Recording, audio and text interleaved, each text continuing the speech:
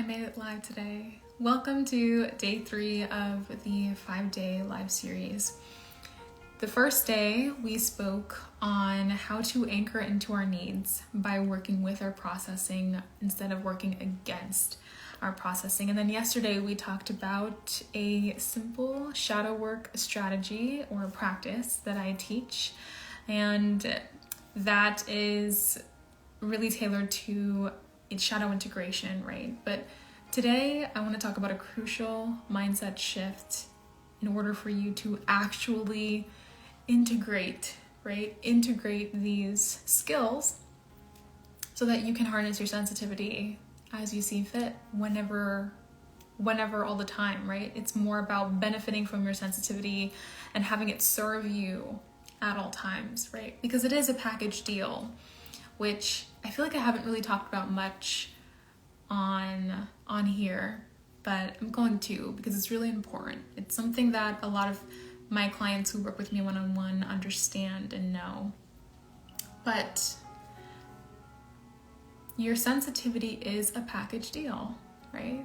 It's not all positive. There are drawbacks to it, which is something that I talk about, of course, right? How you can be overstimulated and you get overstimulated much faster than others. How you can become overwhelmed much faster than others by things you don't even realize is affecting you.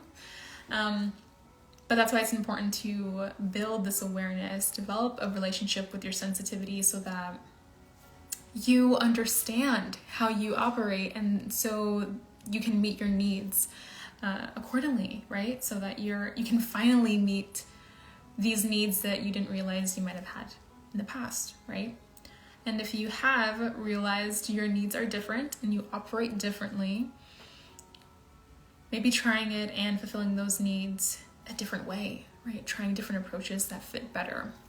That is really like the goal of like what I want to talk about today, which is a mindset shift. There is a lot of conditioning that we all go through, revolving our sensitivity, and our experiences look so different. It's been really cool to see some of the conversations that have started from my lives this week, and being able to talk to some of you guys and just hear how these traits, right? How our SPS and other highly sensitive traits show up differently within each other. It's awesome.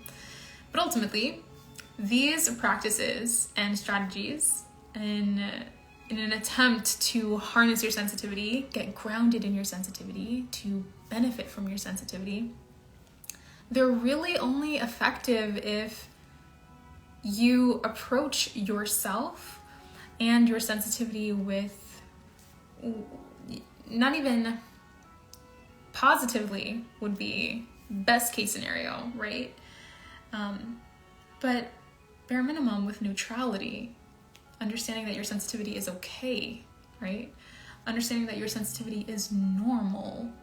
And there are a couple of ways in which you can integrate these lessons and benefit from them. Some people have to do the mindset shift first. They have to really feel okay with it and do that work and get there, right? Warm up to the idea. A lot of you who are watching this are already warmed up to the idea and are very, very sure of the fact that your sensitivity is a strength.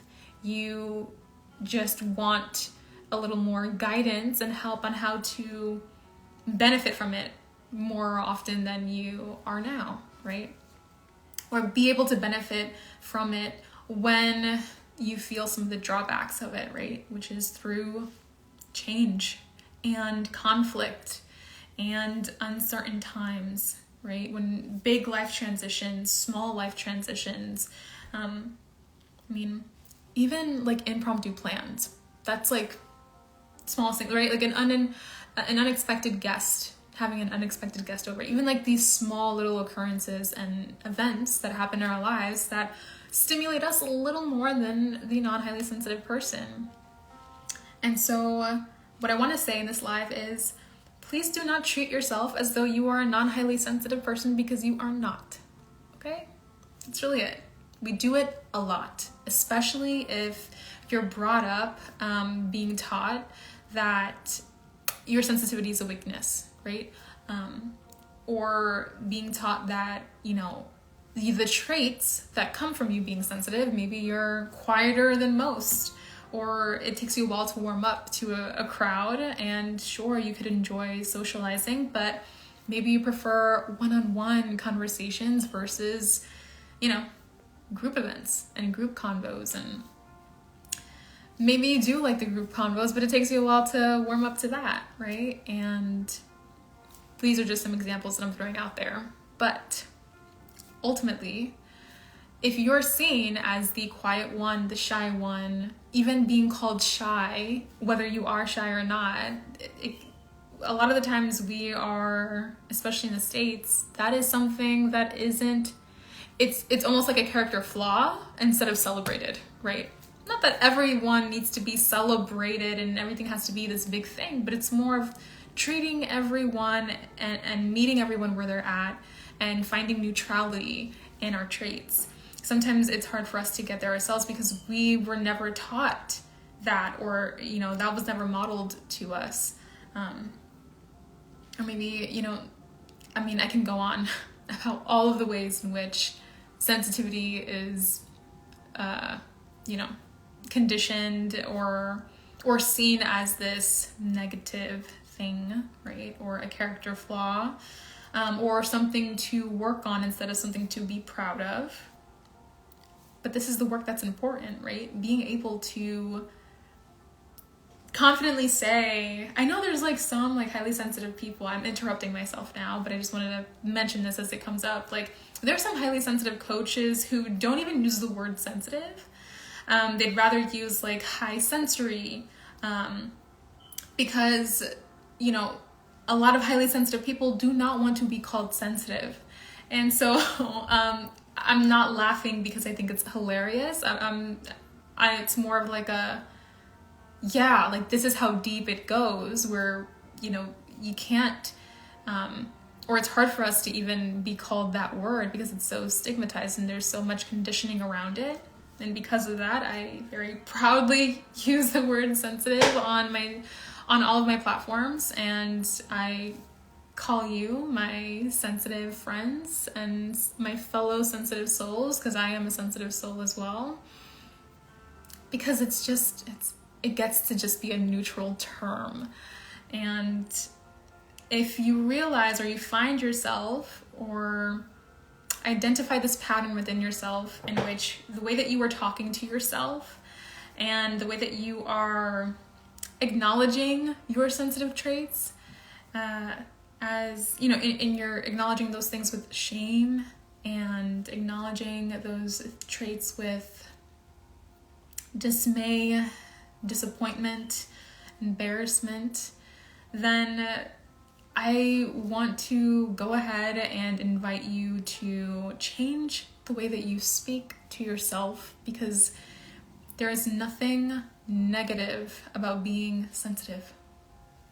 There's drawbacks to being a highly sensitive person, but there are a lot of pros. There are a lot of benefits to your sensitivity. And yeah, you get to enjoy some of the most amplified versions of living. Hi AJ, I'm just waving at you. For all of you guys who pop in, I'll just wave at you. Thanks for popping on.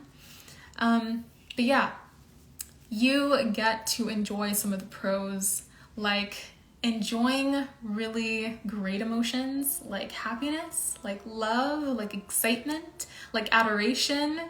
You get to experience those things in amplified manners, right? And at amplified levels in the smallest moments that so many people overlook, right?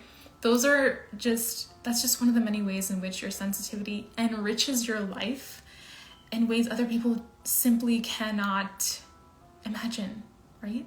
So all of this to say is treat your sensitivity with neutrality, right? Treating your sensitivity with neutrality is going to serve you in the long run, and that is the pivotal mindset shift that is required of you if you want to harness your sensitivity and ground yourself in your sensitivity. Sometimes that looks like actively changing the way that you speak to yourself and doing that first. And sometimes it takes integrating first, right? Some people, they respond better to just doing the action, making the change in their life. And what this can sound like for this topic, instead of thinking to yourself and changing your self-talk, maybe it looks like regarding or acknowledging your sensitive traits with others in conversation as it comes up, very neutrally, right? Inviting and bringing up the conversation of like, if you mention that, the music is too loud, right? If any of you guys pop on my lives and you guys tell me that like my music that's playing in the background is a little too loud and distracting, doing that and being like, I'm probably not the first one to mention that the music is a bit too loud, or actually it'd be better if the music were adjusted. Everyone wins when you speak up about these things, and from a very neutral standpoint. So that's just one example. Another example, I'm trying to think off the top of my head. I have like so many personal experiences that I'm always like discussing with you guys, if not on live, but like one-on-one in the DMs and stuff. And at this point, I have so many stories that when I come up blank, it just is what it is. I have to accept it at this point. I like the example that I talked about just now, but that is just one of the many ways in which you can do that in person, right? Like in real life, in dialogue and in conversation with others. AJ says, I never thought about it like that. It's the perspective, absolutely. It's small, but it is super impactful. And sometimes it's easier for you to react by taking the action first and then having your mindset catch up afterwards. So my advice for this live is to try both, right? Try journaling and correcting your self-talk regarding maybe in your reflections, because we're really deep reflectors as is. If you were to go over a conversation that you had in which you felt a little stimulated, in which you felt maybe emotionally reactive towards someone because they didn't respond that well to a trait of yours that is due to your sensitivity, I love, and it's honestly, it comes so naturally to me, and I know from my clients the same way. For a lot of highly sensitive people, we like to play over some conversations that we have with others, with our loved ones, and pinpointing in your reflections where, your sensitivity wasn't regarded the way that you wanted it to be, right? Whether you felt ashamed for your sensitivity, or you didn't like the way the person that you cared for reacted or responded to your sensitivity. Going over in your inner reflections and pinpointing where the shame is coming from, where the uncomfortability is coming from, and actively deciding and choosing to think differently about it, or even reflect on the entire conversation from a more neutral standpoint. And if you need help with that, I do have my free emotional intelligence self-reflection workbook that you can find that in the link in my bio. That has a bunch of up to 11 prompts that can help you navigate those kind of uncomfortable situations from a more neutral standpoint, which is really, really cool. AJ, I feel so seen. I'm so glad. Yeah, it's so common. So you can definitely use that free resource. And if you can't find it in my link, you can always message me about it, right? And I'll send you the link to that. And if you after doing that and approaching this change, this mindset shift internally, definitely try it externally. Do it in conversation, right?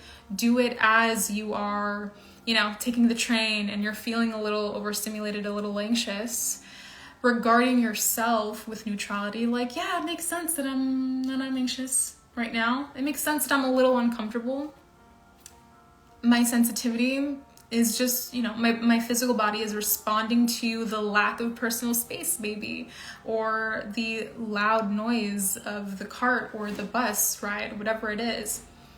It's these kind of things. Bringing it up in conversation and with friends and being like, no, yeah, that's pretty normal for me. There's a lot of people who respond to loud noises the same way that I do, or fill in the blank, There's so many examples, but being able to bring it up and talk about it from a much more neutral standpoint changes the game when it comes to harnessing your sensitivity, actively embodying it every single day. So these are some of the ways that you can integrate some of the strategies that I've been talking about.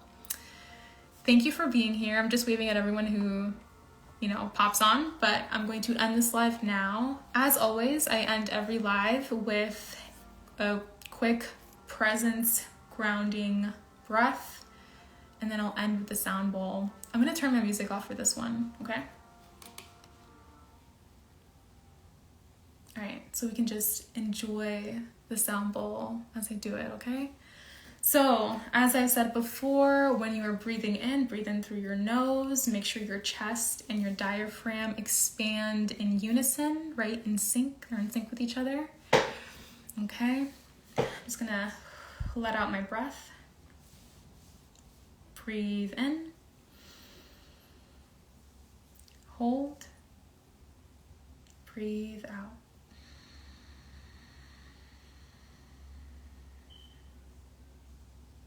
Okay, one more time. Breathe in. Hold. Breathe out.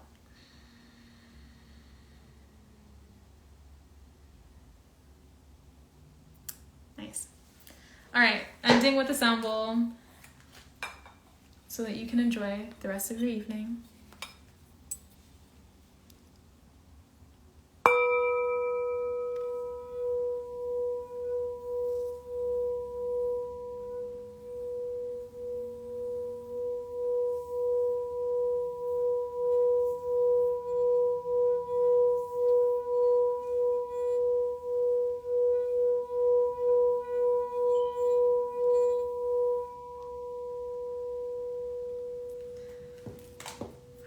Thank you so much for being with me in this live.